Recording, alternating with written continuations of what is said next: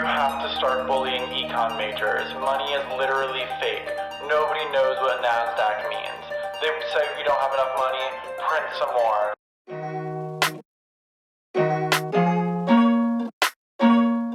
So it was a bright and early start for today, and I went straight into doing my Bible study. So I spent some time with God in the morning. So here I'm reading the Bible, taking notes on my Surface.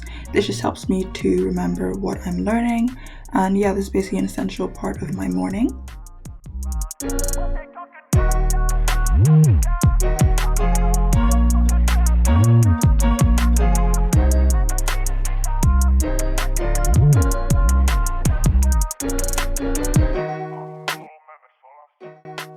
The next thing I do is to work out, so nothing too fancy, just 30 minutes tops of a warm-up, some cardio, and then I'll focus on a muscle group. So today it was abs.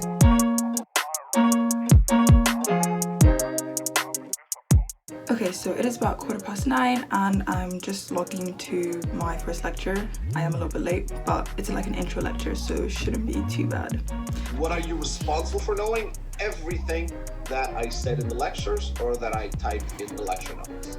That is so by far the most important is the lecture notes, and the This lecture is so funny.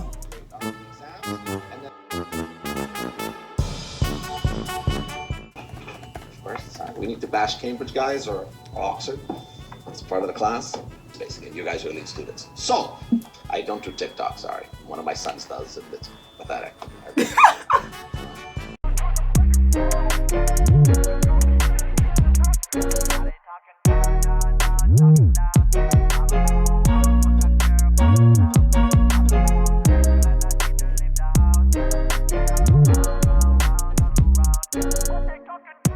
So here I'm just watching the lecture and taking notes on the PDF directly. I could make a video on how I take notes in uni, so let me know if you'd like to see that. Okay, so just got done with the first lecture. I literally love our lecturer, like he's so funny. And we basically just learned that money means nothing. You have to start bullying econ majors. Money is literally fake. Nobody knows what NASDAQ means. They say we don't have enough money, print some more. That'll cause inflation, just don't inflate. At least astrology is based in something real like the stars. Money is literally made up. Please start bullying business and econ majors. I have about an hour until my next lecture, which is metrics. So I think I'm gonna actually work on some work from the previous semester that I'm yet to catch up on. So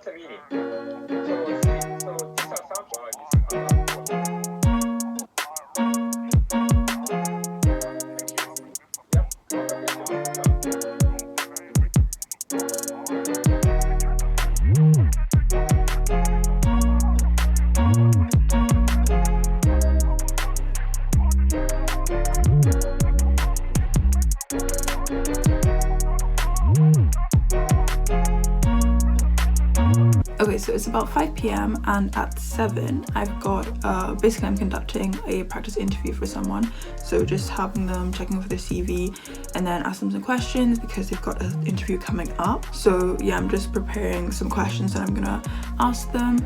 I will be coming out with a sort of like careers consultancy. So I will put the link in the description if you're interested. It's just going to be like CVs, cover letters, practice interviews, general consultation and everything like that. So yeah, definitely book a session if you're interested. I will try and make it super affordable because I get that everyone is students. So yeah, I'm going to prepare for that for the next hour or so. Here I'm just compiling a list of common competency questions that I was going to ask.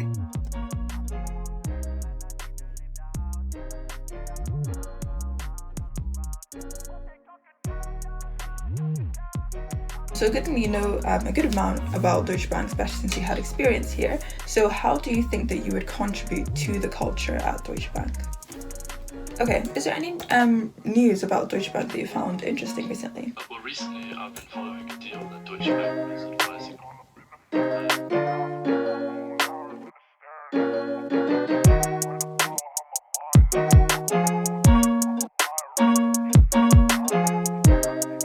Going back to Tell Me About Yourself, the music bit was good. I think put it before investment banking and flesh it out a little bit. And let's also try and highlight the skills as we go through our CV. The good aspects from my career as well as my personal interests. I think Deutsche Bank is holistically a really good company for me.